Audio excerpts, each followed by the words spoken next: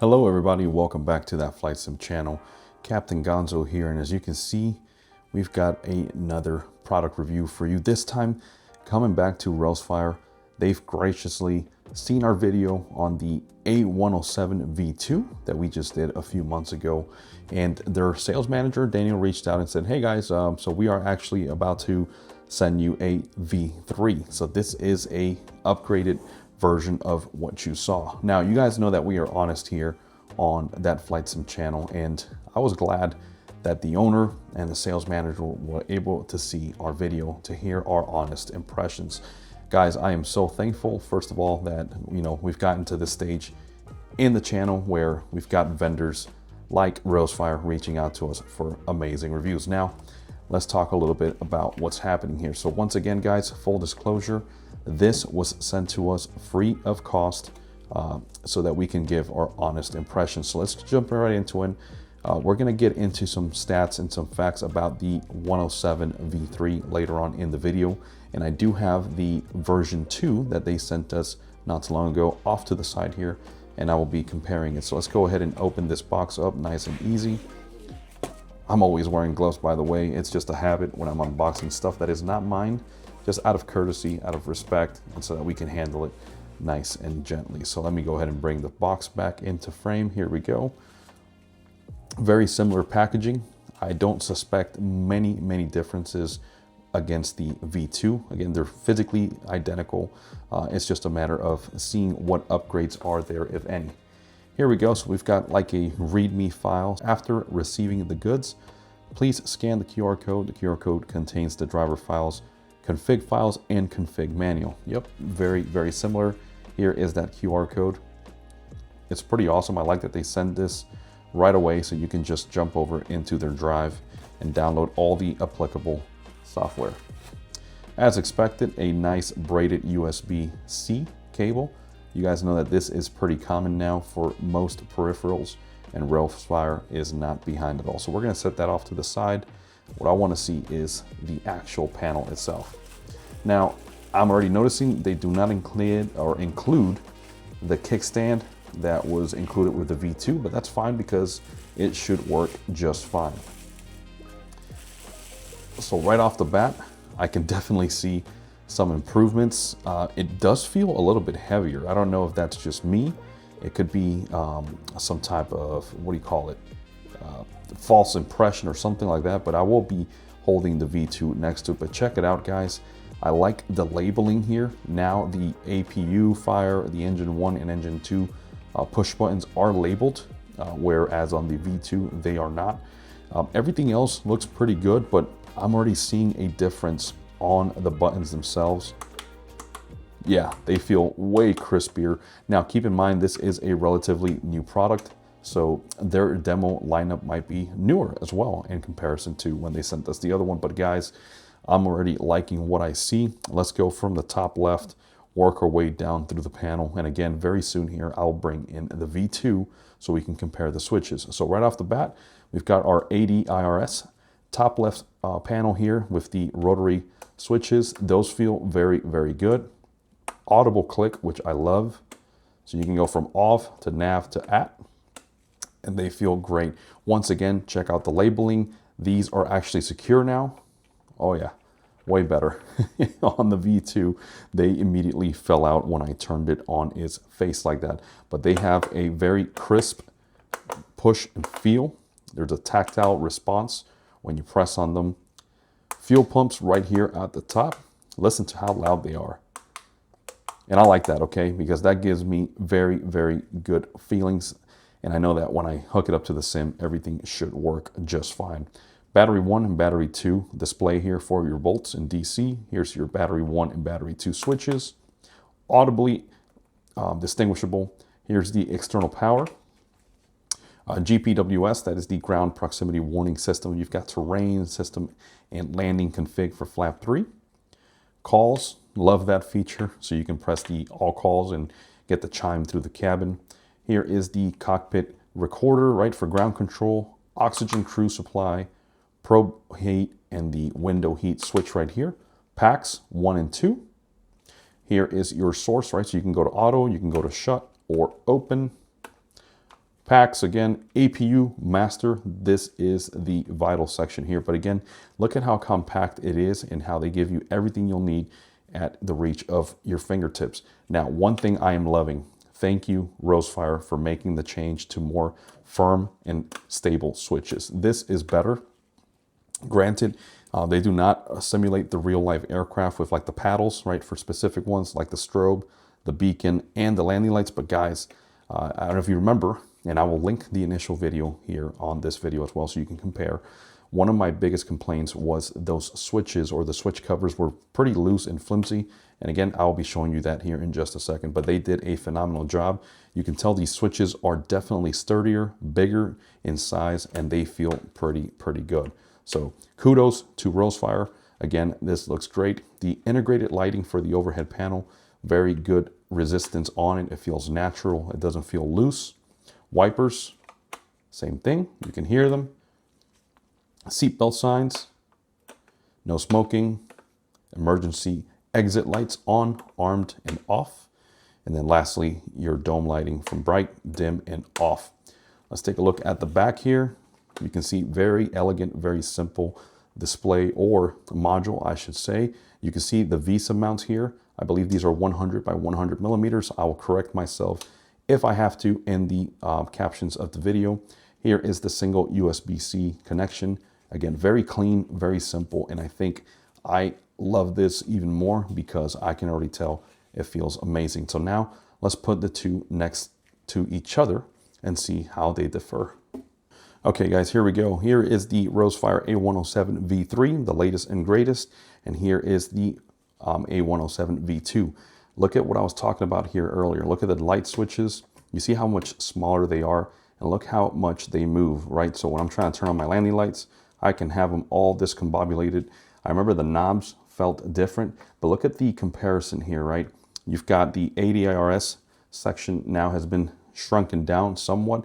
Look at the engine 1, engine 2, and APU fire buttons. You can see how they're not even labeled, but on the V3, they've rectified that, and it gives you just a little bit more of immersion, right? I'm a sucker for those small details. So again, very good job on Rowsfire for amending that issue. Now, that's all personal preference, right? There might be people out there that just don't care, and that is perfectly fine. Here at that Flight Sim channel, we're nitpicky. We like to pick everything apart. And now looking across here from the two panels, I can see subtle differences, right? So like these buttons, they felt loose. They felt kind of wobbly. These have a more tactile feeling, right? You guys know that we've tried out the Scalarski,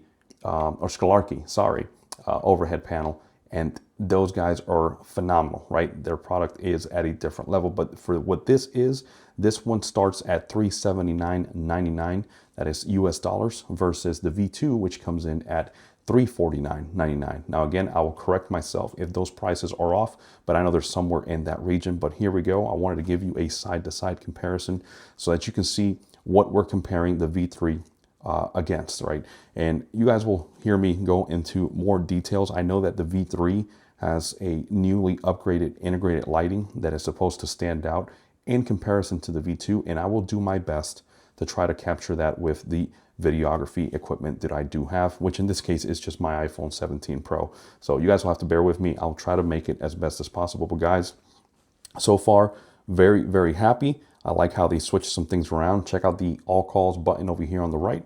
Now they've placed it over here on the left, which is more similar to the real life Airbus, right? They are on the forward left, I believe, just above the exterior lighting. So I like that. And I like how they condense certain areas, but it still has the exact same footprint. It actually looks a bit thicker. Now it could just be the way it's resting here on my desktop. But guys, I am really happy. The color looks really good. Looks very familiar to an Airbus cockpit, and I can't complain. So guys, stay tuned now as we dive into the sim and show you how to set everything up. All right, guys, here we are in the Phoenix A320 at Fort Lauderdale. Let me go outside really quick. Nighttime. Just showing you how the aircraft is completely cold and dark. Now I'm going to set up the camera inside the cockpit here. There we go. Okay, so check it out. Right now I've got MobiFlight connected and running. And let me just make a quick side note, right? I made a mistake on the initial attempt recording this video. I had the wrong profile for the A107 V3. Remember, this is V3, not the V2. So you got to make sure you download the latest and greatest software that's available through Rowsfire's website. Well, and you're probably wondering, hey, where's that link? How can I get there? Guys, it's pretty simple. Go down in the video description below. I'll provide the link of this site right here directly from Rowsfire. Go to the support tab, and we are here looking at the MobiFlight configuration file table. So you're going to scroll down, and in this case, because if you're like me and you are on the Phoenix A320, make sure you look for the A107 V3, right? So you've got an A107 V3 config file right here. You've got other various products, the A108, 109. Remember that Rowsfire is offering various products right now, so you got to make sure you download the latest and greatest one. So in our case right here, we're looking for the A107 V3 configuration files. You'll press the link download, and it's going to take you to their Google Drive. From here, if you haven't downloaded the MobiFlight software, you'll have to download the latest one here. Make sure you've also got FSUIPC 7 installed. Again, available through that link here through the drive. So let's go back up to the main folder. You see they provide even a good tutorial here and a video as well in case you're wondering how to do this. But what you want to look for is go to the configuration file folder. And if you're doing the Phoenix A320, this is the file you want right here. Rowsfire A107 V3.0 Phoenix A320 mini overhead panel. If you're trying it on the freeware fly-by-wire A320, then this is the one you want here. Rowsfire A107 V3 fly-by-wire A320. However, note that it is only for FS 2020. Next, what you're going to want to do is open up MobiFlight. So right now you can see I've already got the profile loaded in to MobiFlight. And if this is your first time using this app, do not be discouraged. Do not be scared. It is very simple.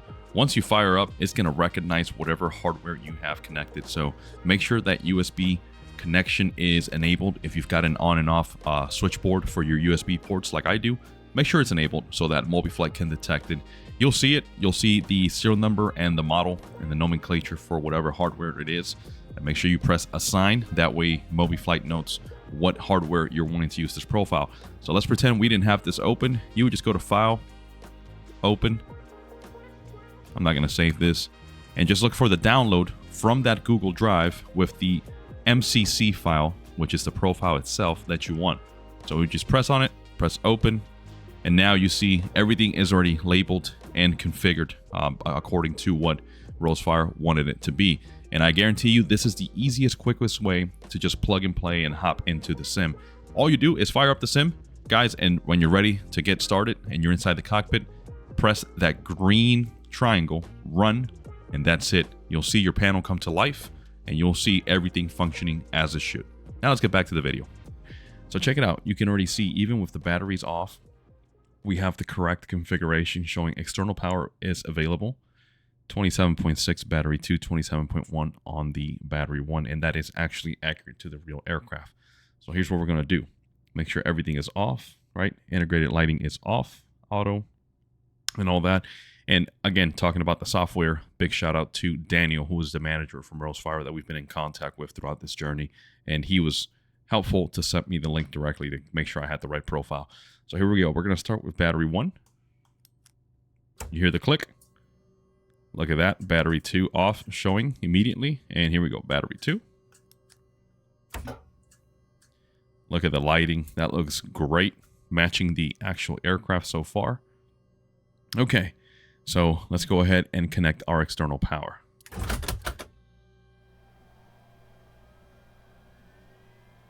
Beautiful. You can see everything is following along what the aircraft is doing in the sim.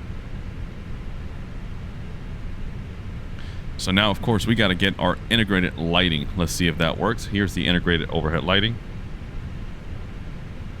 Yes. Oh, okay. Okay, that is awesome. I'm not going to lie. So I wasn't expecting it to be that good. Keep in mind, we're coming from the V2, where we didn't have any integrated lighting as far as I can remember, but check it out. Everything is lighting up beautifully, and right now it is daylight as I'm recording this, so I'm trying to block out the sunlight as much as possible so you guys can really get a feel for how bright this actually is, but I think it is just right. So let's go through. First thing is I'm going to turn off my cross fleet for my fuel. Let's set our IRS switches or ADRS switches to align. So starting with nav 2, 3, boom. Okay, so we've got faults on our GPWS. That's our ground proximity warning system. Let's go through and clear those out. There we go. We do not need landing flap 3. Typically land flaps full. Oxygen crew supply, you can see it is turned on, so let's keep it on. And the ground control for the voice recorder on. Let's go ahead and set our seat belts. No smoking. And arm the emergency exit lights. Now here on the dome lighting, you can go from off to dim and then bright. Look how easy that is. I'm going to keep it off. I think it looks great. So again, we've got the external power connected right now. We don't have any thing else running besides the ground power, no APU. Let's turn off our fuel pumps. Here's the only tricky part that I can say is it's hard to tell where you last left off with your configuration on your switches, because you can't really tell when they're pushed in and pushed out, right? In comparison or in contrast to the V2, which you can actually see the buttons depressed and released. On the V3, they're a lot more solid. I think it's the right thing to say. So right off the bat, I'm noticing that change, right? These buttons feel very, very firm and crisp. They don't have that flimsy, movable feel that the V2 had.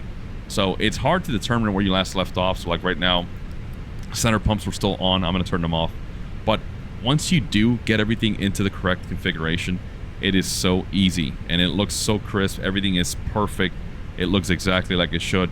So let's go ahead and kill all of our anti-ice while we're sitting at the gate. Probe heat can go off. APU bleed can stay on as we fire up the APU here momentarily. And let's turn on our packs in anticipation of that. Alright, so let's go ahead and start the APU. And actually, let's press the master. Give it a second. Let's get our nav light and logo on. Let's do the calls button. I love this one. While the APU's firing up, let's check out our engine 1, engine 2, and APU fire test buttons.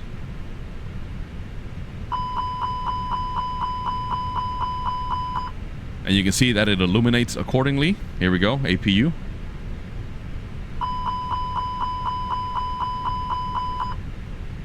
And the engine 2 fire test.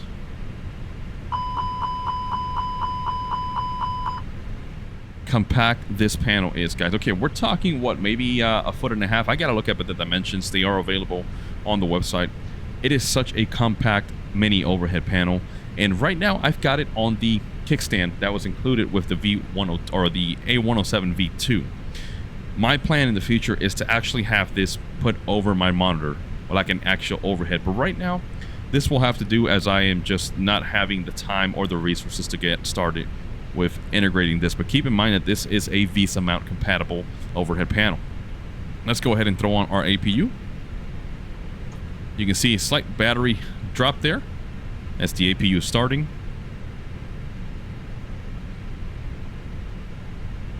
And then what we can do is, for this portion of the video, since you've already seen how everything kind of works, we're going to fast forward to once the aircraft is powered on and we begin to taxi.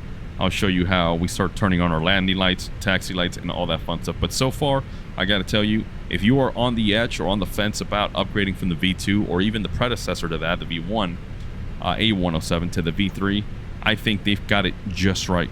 Okay, this is a lot closer, I believe, to what it should have been from the get-go. I think it looks great. We actually have labeled fire handles here, or switches, that are going to let you know when something is on fire, whether it's your engine 1 or 2 or your APU. And everything feels like a completely redesigned upgrade compared to the V2. Now, my one thing that I will say is the knobs. They definitely are very similar to the V2. And that's fine, right? These are things that we only use here and there, right? So the ADRS from a cold and dark cockpit, just set it to nav once. The air conditioning, I leave it set to auto, so I never have to mess with that. Wipers, intermittently, I do have to go through and cycle through them, but not too much. The integrated lighting is definitely one that I use a lot, especially during early mornings and late night flights.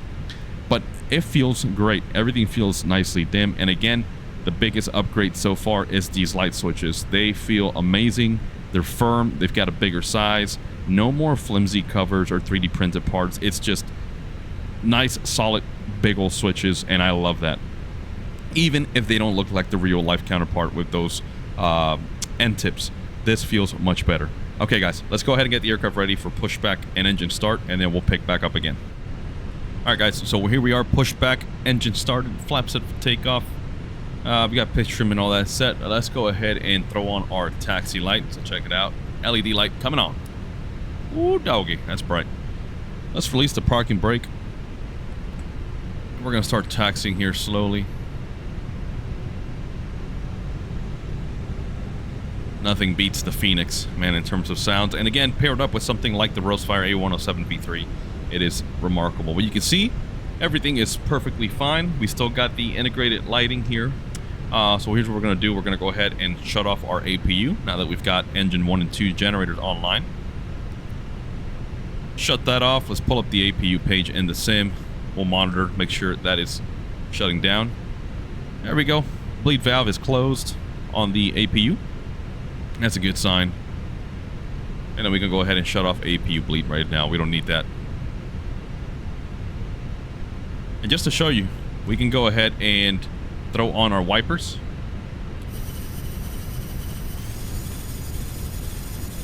Just like that.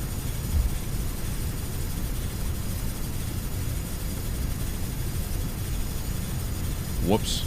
Looks like the switch is stuck. We'll turn it off in the sim. So yeah, one little quirk right there. The knob kind of ran out of range, so now I can just rotate it all the way around. But I'm okay. Like I said, this is not a big deal for me. Just something to keep in mind. I might have to pop it back out and in. Who knows? But other than that, not really too worried about that, to be honest. All right, auto brake set to max. Takeoff config test. There's the cabin call. The cabin is now secure for takeoff. Thank you, ma'am. All right, I'm back on comms. Okay, we'll continue taxiing over to runway 28 right, I believe. Yeah, that makes sense. 28 right for departure. And then we'll show you how we get everything fired up, ready to go before our takeoff roll. All right, guys, here we go. We're approaching 28 right. Let's pretend we've been given takeoff clearance. So as we make our left here onto 28 right, let's get our nose light to takeoff. Let's get landing lights on. Runway turnoff lights on. Wing inspection lights on. Strobe lights on. We've got the full works, and look how easy that was. I didn't have to look up my overhead panel. Everything is done right here. Let's go ahead and set probe heat to auto. Let's take 28 right.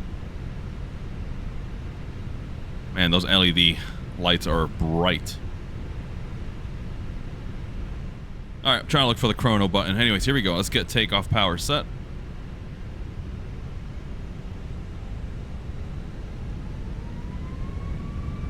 And going to maximum continuous thrust or flex.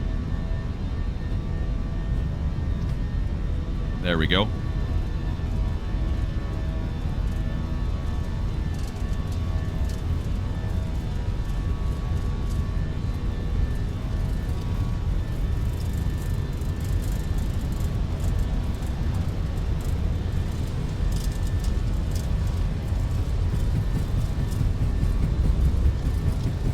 And rotate.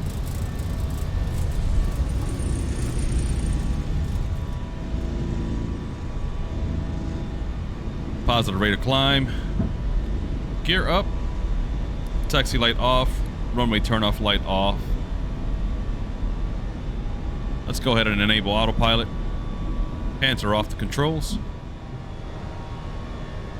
Give a call for no reason. There you have it, guys. I mean, doesn't get any better than that. The only thing I'm going to do from here on out on this flight would be to turn off my landing lights, wing inspection light off, and then turn off the seatbelt sights when we are cruising at 35,000. So, all in all, just wanted to give you a quick rundown, quick demo on what the Rowsfire A107 can do for you, the V3 specifically, and how it integrates and makes the simulation experience that much more immersive. All right, guys, so stay tuned as I go into some closing thoughts now, and then we'll let you know what we think. And yeah, let's go from there. So what are our thoughts on the Rowsfire A107 V3? Big picture answer, I love it. I love it for one simple reason. Rowsfire listened. They actually watched our V2 video that I published several months ago. I'll provide that link in the description, by the way, so you guys can get a better comparison rather than just seeing this B-roll footage comparing the two items together. But they actually reached out and said, hey, thanks for your thoughts. Thanks for the opinions. Stay tuned because we're working on something new. And sure as heck, again, to the credit of Rowsfire, I had the V3 waiting for me at the door on a Monday morning by surprise.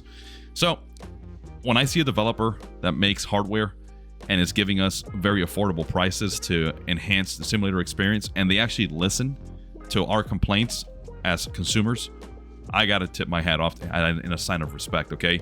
I don't care that this is not 100% accurate or perfect. I care that there's a developer that's willing to make the changes and improvements that we are calling for, okay? And that right there is why I will support Rowsfire for the long term. They have been very, very open in communications with us through email, chats, and all kinds of stuff, including various sales managers. And we've been staying in touch. And every issue that I've had, if I've had any, which has typically been user error, they've been very quick to respond, right? So anyways, let's just focus on the hardware. What are we talking here with the V3? Well, you saw that integrated backlighting where you can adjust it. That was a significant improvement over the V2. Second thing, you can feel the difference in the tactile response on those buttons and switches. Again, there was one of my complaints on the V2. Those buttons felt flimsy. They felt kind of very cheap. And I even called it out and recorded it on that V2 review video.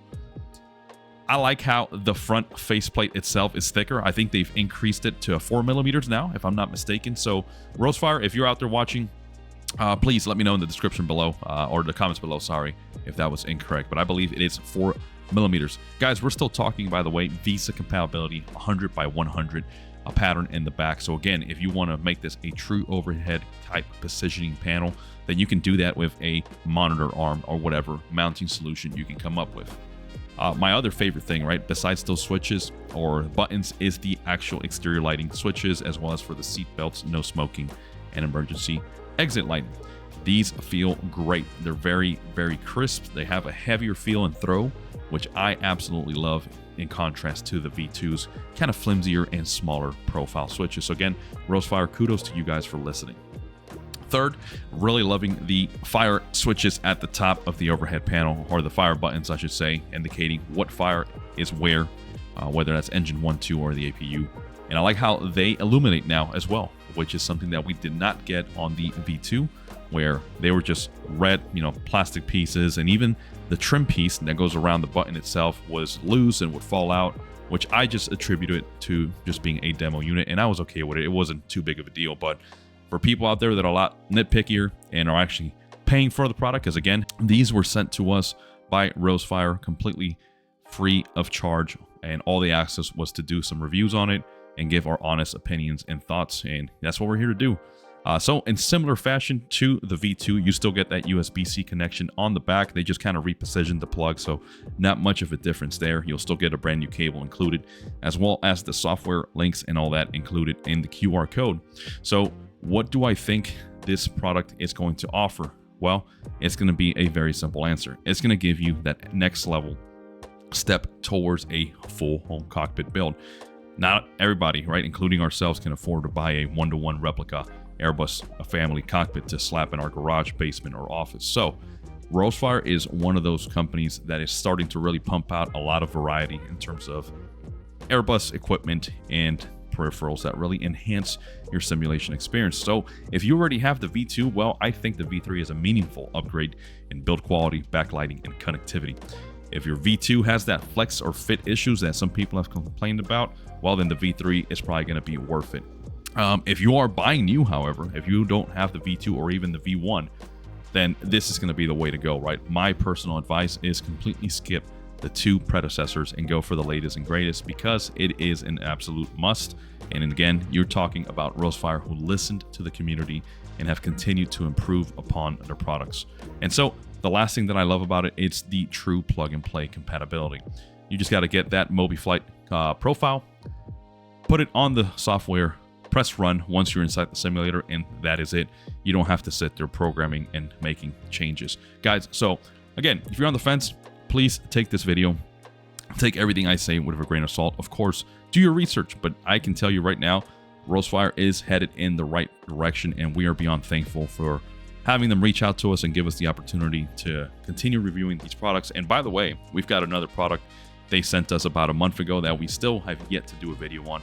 So stay tuned on that because we're really excited. It's another fun Airbus module that is really going to enhance our overall Airbus cockpit environment here. And we can't wait to put it out there. So stay tuned for that. Guys, thank you for watching. If you found this video helpful, don't forget to hit that subscribe button, like and comment. Let us know what you think. And we can't end this video without giving another big shout out because right now, Rowsfire's got a Christmas sale going on from today, December the 3rd through the 31st, December 2025. You get 12% off store-wide. Guys, and outside of these promotional periods, you can always use our link below in the description and using the discount code ThatFlightSimCH, right? ThatFlightSimCH, again, we'll provide it below. You get 12% off as well. Just remember though, because of the ongoing promotion, you cannot combine these together, unfortunately. But once the promotion ends, if you missed out on the Christmas sale, well, guess what? We're here to save you. So again, check out the referral link below. It helps us, helps you as well, save some money, and it keeps providing support to this awesome company that is continuing to evolve their product lineup to make our lives that much more better and simpler and enhance our overall sim experience. All right, guys, this is Captain Gonzo with That Flight Sim channel, wishing you all smooth landings, happy flying. We'll see you on the next one.